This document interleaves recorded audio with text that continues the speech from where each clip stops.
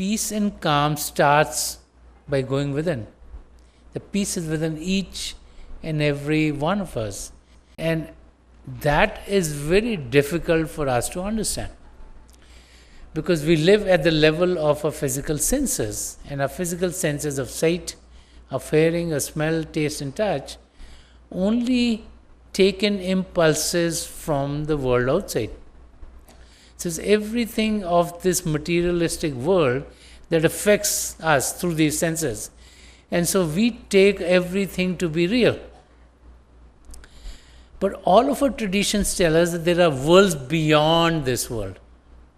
Whether we call them the heavens, whether we call them the spiritual regions, we call them regions of more consciousness, that there is something beyond this physical region, and this region is a reflection of the regions beyond.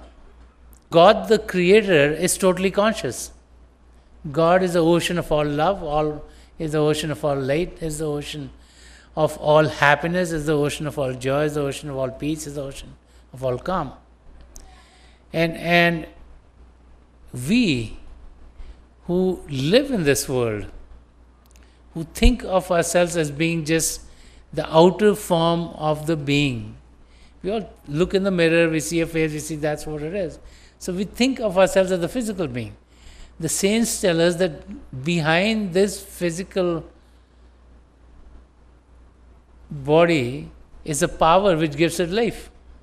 And that powerhouse is called the soul. And that soul is conscious, that's full of the love and light of God. And just like we can experience the body, we can experience the soul too.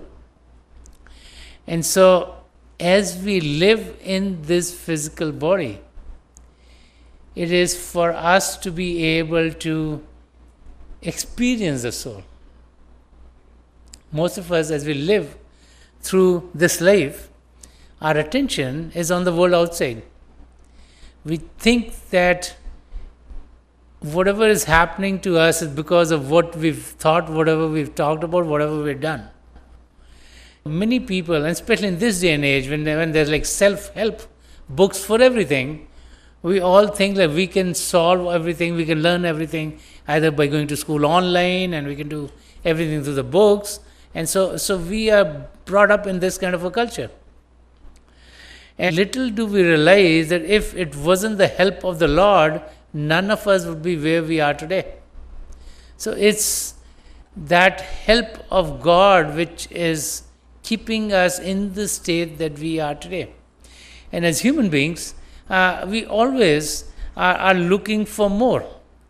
We have desires. It's desires that take our attention and put it into what we think we are attaining. Let's say you see something that you like, whether it be a dress, whether it be jewelry, whether it be a car, whether it be any other physical object, then you try to get that because you think you like it. You think it'll make you happy. What happens is when you get that, it gives you happiness, joy for a short time, but then it goes away because as soon as you get that, what you think will make you happy, you got another desire coming up. Then you start to fulfill that desire. And when you get that object, then a third desire crops up. And this is why Lord Buddha stresses heavily in his teachings that one should be desireless to be in a state of peace and calm. But we are human beings.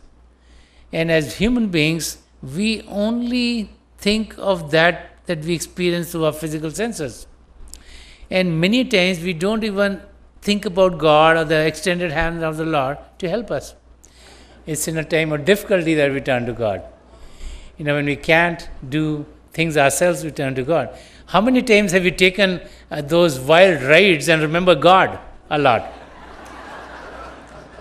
How many times we remember God as a student when we have an exam coming up?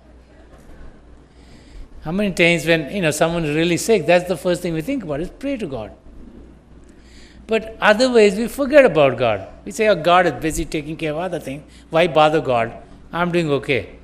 But the saints tell us we need to be connected with God because God, the Creator, is the source of all joy and happiness and peace.